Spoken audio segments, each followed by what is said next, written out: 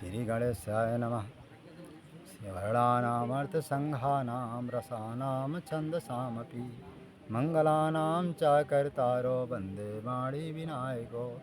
श्री गुरु महिमा को कहे अति ही ऊंच मुकाम, ताते गुरुपद को करो बार बार प्रणाम। मैं श्री गुरुदेव भगवान के चरणों में प्रणाम करता हूँ, सभी महापुरुषों के चरणों में प्रणाम करता हूँ।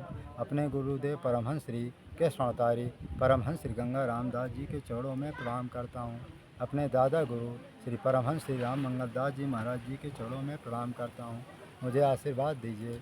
ये मानव धर्म यात्रा का चैनल आपके सेवा के लिए, मानव धर्म प्रसार के लिए और गोकुल भवन अयोध्या के परमहंस श्री राम मंगलदास महाराज जी के जो 8 ग्रंथ रचे गए हैं, उन्हीं ग्रंथों का प्रचार करने के लिए ये चैनल मानव धर्म यात्रा का चैनल बनाया गया। जब मैं 1995 में चित्रकूट आया था तो वहाँ फटीक शिला के पास एक गुफा थी। उस गुफा में मैं ध्यान समाधि लगाता था, लेकिन वहाँ पर क्या है कि मुझे भोजन की व्यवस्था नहीं मिली, तो मैं 24 दिन तक सिर्फ बेल या सिर्फ फल पा कर के रहा। काफ़ी शरीर क्रश हो गया था, लेकिन मेरे मन में इतना उस समय बैराग था, मेरे मन में था कि जंगल की ही फल फूल खा करके जीवन यापन करना, क्योंकि उस समय जंगल में फल फूल मिलता नहीं था, क्योंकि जेठ का महीना था। लेकिन फिर कुछ समय के बाद में जो है एक कटरी घाट या कौशाम्बी ज़िले में एक कटरी घाट है, उस जमुना जी किनारे पर रहने लगा। लेकिन गांव के लोगों ने मेरी परीक्षा किया, कहा यदि आप ये बीहड़ जंगल में 2 किलोमीटर के जंगल में यदि आप रह जाएंगे रात में 1-2 रात को आप अकेले, तब हम आपको झोपड़ी बनाएंगे। तो मैं जमुना जी के किनारे रेत में पूरा 1-2 दिन रात में पड़ा रहा। और क्या देखता हूँ, जब 12 बजते हैं तो वहीं कुछ दूरी पर जो है प्रेतों माने शव को जो है दफनाया भी जाता था। माने दफना करके माने मिट्टी वो माने पत्थर बांध करके उसको जो है नाव के द्वारा ले जा करके उस जमुना जी में डाल दिया जाता है। इसी को कहते हैं दफनाना। तो ऐसा होता था। तो जब मैं 12 बजे, लगभग 12-11 बजे होंगे, उस समय भी देखता हूँ कि बहुत से ऐसा लगता कोई व्यक्ति बार बार जो नदी माने जमुना जी में कूद रहा है, और उसकी बहुत आवाज़ भी आती थी। कुछ मुझे भय भी होता था, लेकिन गुरुदेव भगवान की ऐसी कृपा थी कि कोई मुझे, क्योंकि बाल बांका का माने कोई डर भय भी नहीं था। इस तरह से मैं वहाँ पर जो है 4 महीने, जब एक दिन बीत जाते हैं तो फिर भगाओं के भक्त लोग आते हैं, फिर मेरी झोपड़ी बनाते हैं। फिर वहाँ मैं ये देखता हूँ कि जो प्रेत उस रात को कूद रहे थे, तो एक प्रेत ऐसा लगा कि मेरे ऊपर आक्रमण करने ही वाला, उसकी हवा जैसा प्रतीत हुआ। जैसे मैंने गुरुदेव भगवान का स्मरण किया, तैसे वो प्रेत गायब हो जाए, वो हवा गायब हो जाती है, नेगेटिव ऊर्जा गायब हो जाती है, और फिर मैं जो है 2-3 घंटे के लिए सो जाता हूँ। सोने के बाद जब मैं सुबह उठता हूँ 4 बजे 5 बजे के लगभग, तो देखता हूँ कि गाँव के जो है कई लोग जो आकर के देखते हैं कि महात्मा है कि भाग गया। तो जब देखें कि महात्मा जो अपना उठकर नहा धो रहा, स्नान कर रहा है, तो फिर सभी पूरा गांव के लोग मिल करके हमारे लिए झोपड़ी बनाए। उस आश्रम उस बीहड़ जंगल में मैंने लगभग 4 महीना रहा। फिर इसके बाद वहाँ से जब मेरा चौमासा माने चतुर्मास व्रत पूरा हो गया, फिर वहाँ से मैं कुछ दूरी पर कौशाम्बी जिला में जमुना जी के किनारे एक तिल्हापुर गाँव में एक गुफा थी, जो वो गुफा इतनी लंबी चौड़ी थी, 20 बाई 20 की गुफा थी। उस गुफा में मैं ध्यान कर रहा था, समाधि में बैठा था, और कुछ ध्यान में ही बैठा था, समाधि नहीं लगी थी। तो देखता हूँ कि वहाँ एक बहुत बड़ा भयंकर बेताल प्रकट होता है, और ऐसा लगता है, खैर मेरे ऊपर आक्रमण तो उसने नहीं किया, लेकिन ऐसा लगता था कि वो आक्रमण करने ही वाला। उसको देखने मात्र से हमको भय लगता है। तभी मैंने जो है गुरुदेव भगवान को स्मरण किया, परमहंस श्री गंगा रामदास जी का स्मरण किया। जैसे मैं स्मरण करता हूँ तो वो बेताल जो है वहीं से गायब हो जाता है। दोबारा वो बेताल न मेरे पास आता है, न मुझसे कोई लेना देना। फिर कुछ समय के बाद मैं वहाँ लगभग 2-3 महीना रहा। फिर गांव की कुछ औरतों ने मेरी परीक्षा किया कि देखते हैं बाबा जी की मैंने काम वासना है कि नहीं। तो गांव की 4-5 औरतों ने मैंने संगठन बना करके मेरी गुफा के सामने दरवाजे में आई कि देखते हैं बाबा जो कुटी से बाहर निकलता है या नहीं, गुफा से बाहर निकलता है। जब मैं इस तरह से वहाँ रहा तो 2-3 दिन तक वो औरतें लगातार आई। जब देखी कि बाबा जी कुटी से बाहर नहीं निकलते हैं, फिर उस समय फिर तीसरे दिन मेरी काफ़ी प्रशंसा करते हैं, कहते हैं महात्मा बहुत अच्छा महात्मा है, जबकि स्त्रियों से उनका कोई लेना देना नहीं। इस तरह से वहाँ मैं 4-5 महीना रहता हूँ। फिर एक लड़की रोज़ आती थी, और वो जो है अपना आकर के मैंने घंटा 2 घंटा बैठती थी और चली जाती थी। इस तरह से भगवान परीक्षा भी करते हैं। यदि जो सच्चा साधक होता है तो परीक्षा से वो कभी नहीं डरता है, और भगवान पर, गुरु पर अटूट विश्वास करके वो साधन भजन में लगा रहे।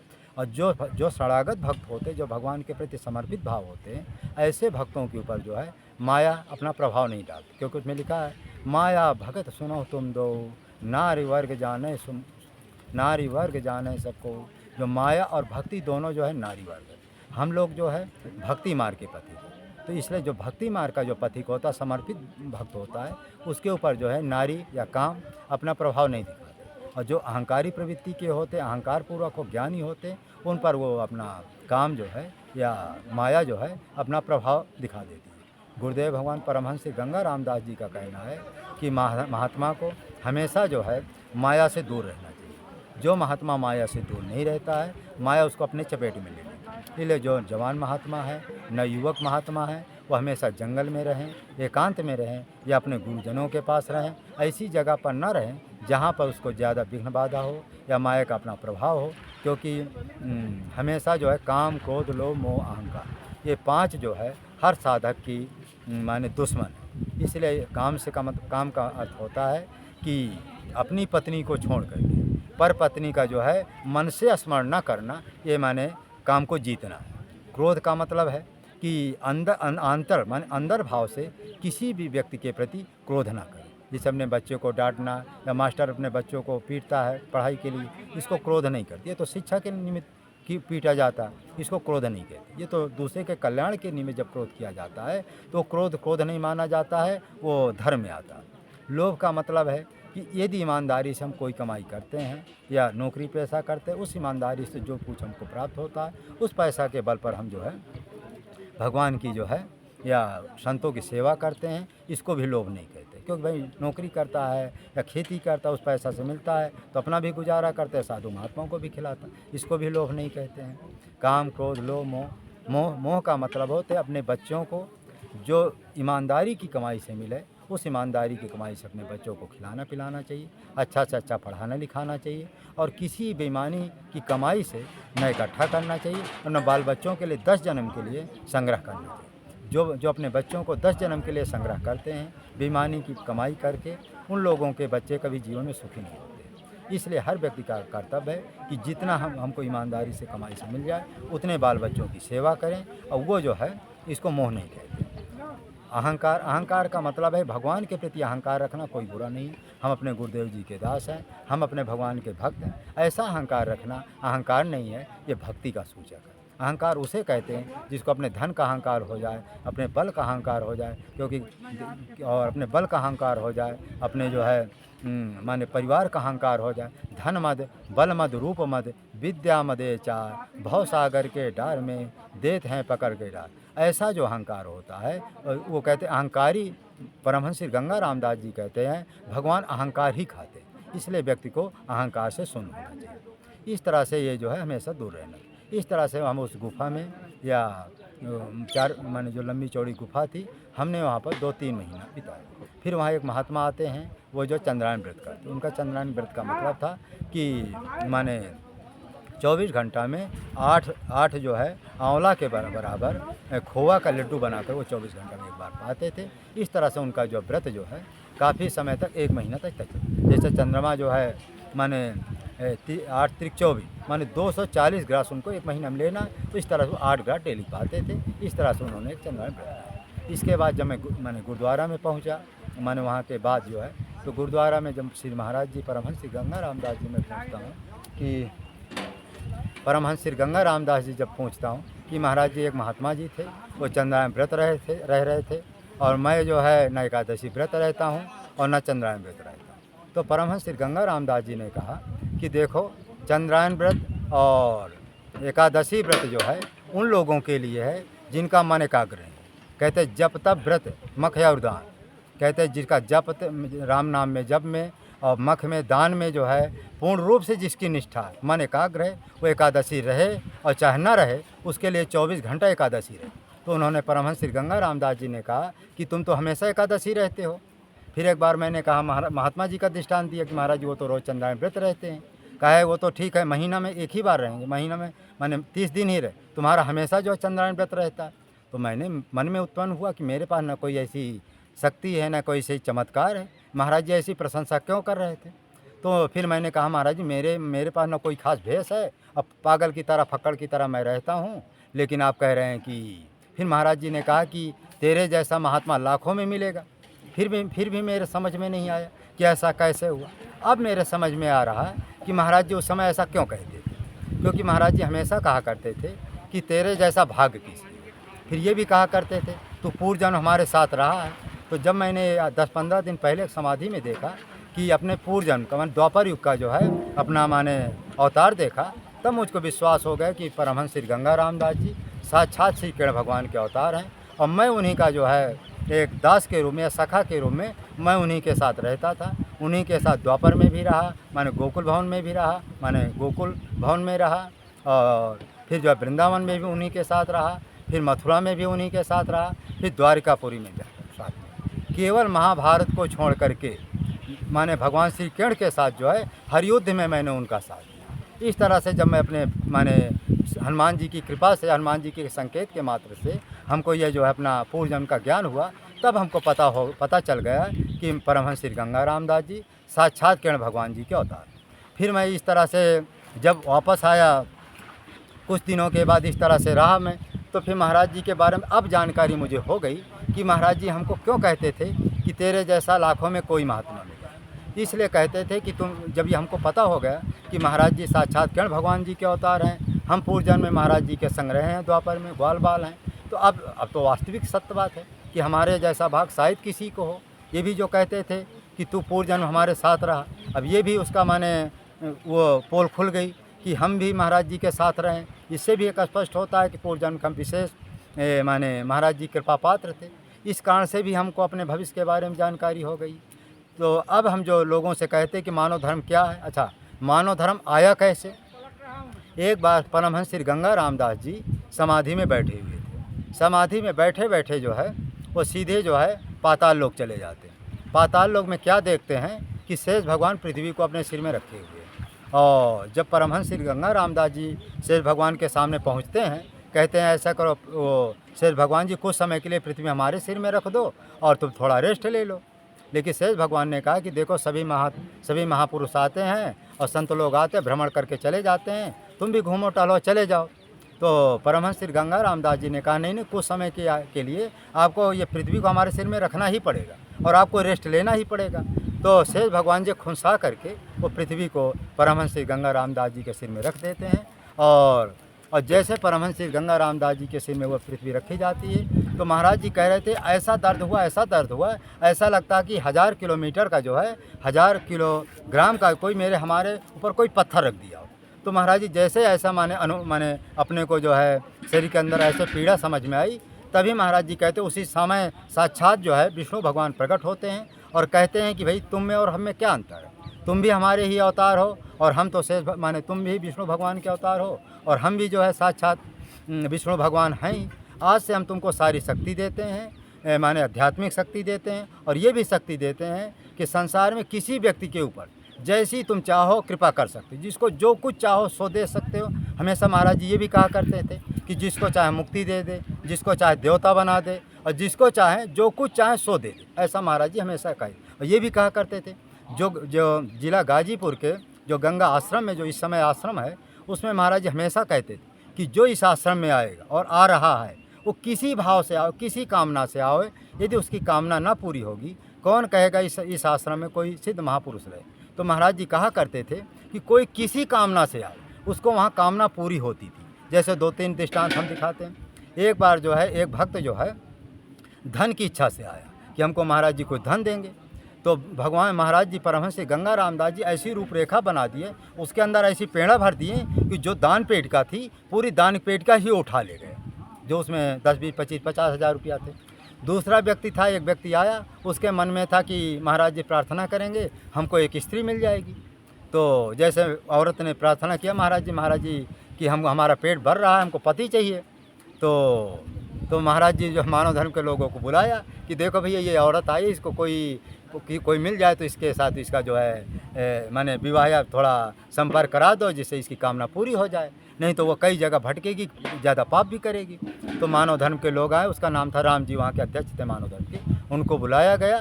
तो माने गौशाला में एक व्यक्ति स्त्री के नाम से वो भी आया था कि आश्रम में आए, कोई यदि महाराज जी कृपा से हमको स्त्री मिल जाएगी तो हमारा विवाह हो जाएगा।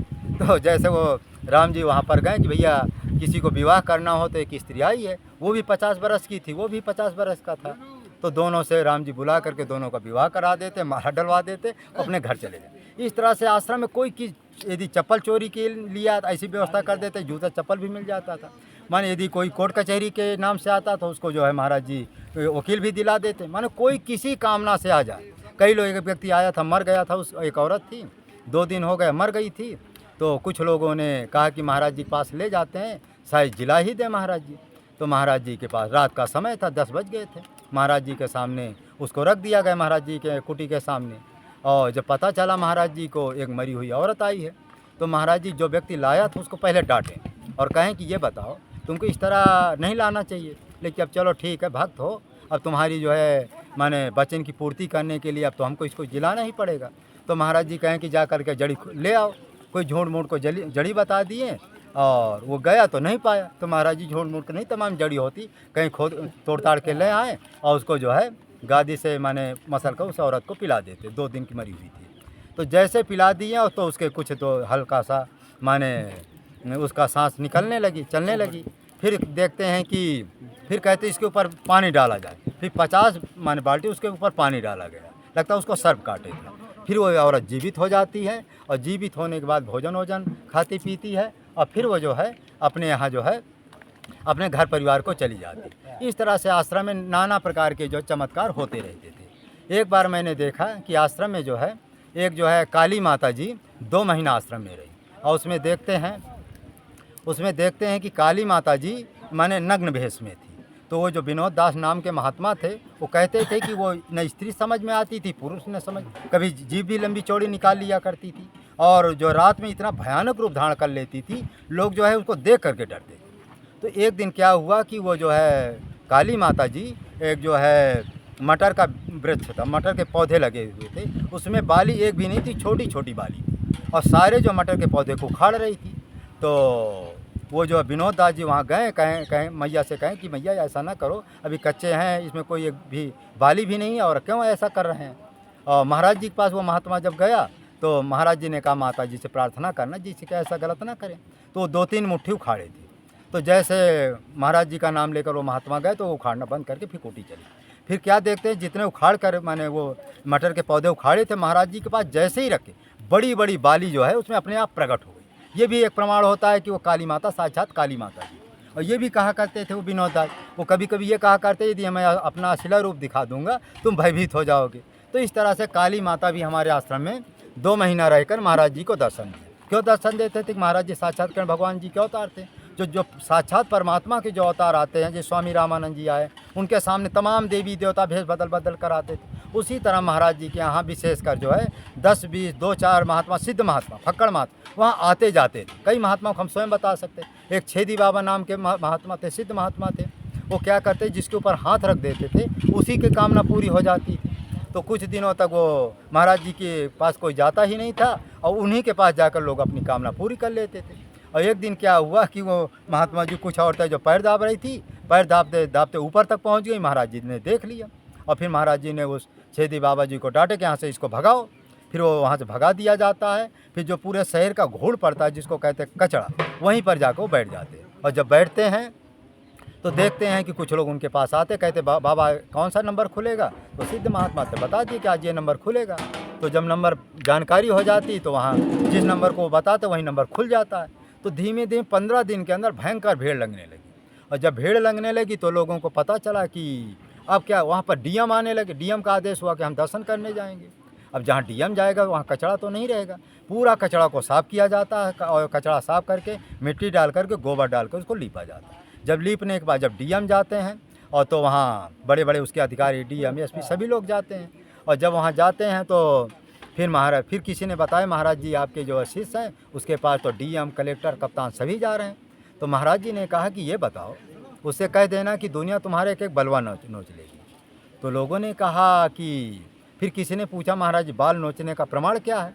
तो उन्होंने कहा कि जब ज़्यादा प्रसिद्धि महात्मा प्रकट करता है तो क्या होता है, जनता तुम्हारा तब धन इकट्ठा करती है। भाई कामना से कोई तुमको सामान देगा, खाने पीने को दोगे, तो वो सामान आप खाओगे, उसका पुण्य आपके ऑटोमेटिक चला जाता है उस सामान का। तो इस तरह से हो तब धन का नष्ट होना।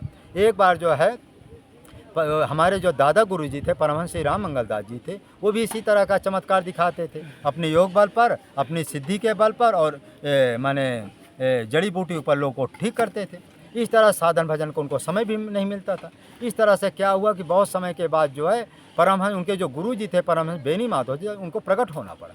प्रकट होने के बाद क्या देखते हैं और कहते हैं कि ये बताओ, तो सारी तपस्या नष्ट किए दे रहे हो, और किस तपस्या के बल पर तुम साकेत धाम जाओगे?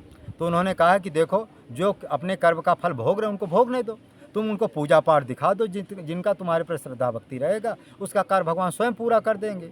इसलिए तुम पूजा पाठ बता दिया करो, और जो तुम्हारे पर श्रद्धा भक्ति रखेगा उसका कार्य पूरा हो जाएगा। इस तरह से परमहंस श्री राम मंगल दास जी फिर बाद में जो है ये सिद्धि चमत्कार दिखाना बंद करते हैं, और ये भी कहते हैं कि भरद्वाज जी भरत की पहुनाई में 50,000 वर्ष का तप लगा दिए, लेकिन उनके पास समय था, इसलिए उन्होंने तपस्या करके अपनी साधना पूरी कर लिए। और तुम कलयुग के समय के हो, इसलिए तो अब वृद्ध हो गए, इसलिए कितना साधना भजन करोगे। इस तरह कुछ समय के बाद देखते हैं कि वो अपनी सिद्धि चमत्कार समाप्त करते हैं। फिर क्या होता है कि फिर जब मैं दोबारा चित्रकूट टाटी घाट में आता हूँ, तो एक जो है टाटी घाट में एक गुफा थी, बहुत पुरानी गुफा थी, उसमें एक भयंकर प्रेत लगता था, जिसको पिशाच कहते, जिन्न कहते। तो जब मैं पहले दिन उस गुफा में साफ करके रहने लगा, तो देखता हूँ कि जब रात 11 बजते हैं तो एक भयंकर प्रेत प्रकट होता, और मेरा जो गला पकड़ करके, गर्दन पकड़ करके दाबने का प्रयास करता। तो मैं सोचता हूँ कि यदि ऐसा ज़्यादा दाब देगा तो मैं मर ही जाऊँगा। तो जैसे गुरुदेव भगवान का स्मरण करता हूँ, तैसे वो प्रेत गायब हो जाता है, और फिर दूसरे दिन भी उसी तरह वो प्रकट होता है। दूसरे दिन मेरा पेट दाबने लगता है। जब मैं गुरुदेव भगवान का स्मरण करता हूँ, तब वो ब्रह्म राक्षस या पिशाच या जिन जो भी कहो, फिर वो गायब हो जाता है। इस तरह से वहाँ पर मैं 3 साल जो मैं रहा, और 10-12 साल तक हमारे गुरु भाई रहे, मैं भी वहाँ पर रहा, दूसरे कुटी वहीं से, और तो इस तरह 10-12 साल तक मैं टाटी घाट जंगल में काफ़ी समय तक रहा। तो इस तरह से वहाँ भयंकर वो प्रेत भयंकर, इतना भयंकर था कि गुफा के सामने कोई चला जाता था उसको पकड़ लेता, तो लोग उस गुफा के सामने जाने पर डरते थे। और उसका जब मैं चेहरा देखा, इतना उसका सिर था, हल्के हल्के बाल थे, और इतने हल्का सा चंदन लगाया था, ऐसा वो प्रेत बहुत भयंकर था। लेकिन गुरुदेव भगवान की हमारी कृपा थी, फिर या तो हमारी कृपा से या गुरुदेव भगवान की कृपा से उसका हमेशा का उद्धार हो जाता है। इस तरह से टाटी घाट में हम जो है 10-12 साल तक रहें, और विशेषकर मौन भी रहते थे, और केवल गांव से हम जो 5 किलो हमको आटा आता था, उसी को आज भी महात्मा कहते, बाबा मौनी जी आटा घोल करके पी लेते, या जंगल की पताई खाते थे। सिर्फ ये जो छील होता है, जिसको छील का जो बेल पत्ती पीस करके थोड़ा आटा में मिलाकर इसी की एक रोटी बना लेते, जिसको पाते थे। बेल की पत्ती भी पा करके काफ़ी समय तक रहा। इस तरह से टाटी घाट में हम 10-12 साल रहे, और हमारा जो समय साधना ऐसी थी कि हम जो है सेठ साहूकारों को कुछ भी नहीं खाते, या गांव की भिक्षा का गुजारा करते थे, या जंगल की पताई का गुजारा करते। इस तरह से हम जो है यहाँ पर 10-12 साल रहे। इस तरह से भगवान श्री माने गुरुदेव भगवान के शिष्य बन करके हम जो टाटी घाट में काफ़ी समय तक रहे। और अगला जो पार्ट 1 जो वीडियो अब दोबारा में हम डालेंगे।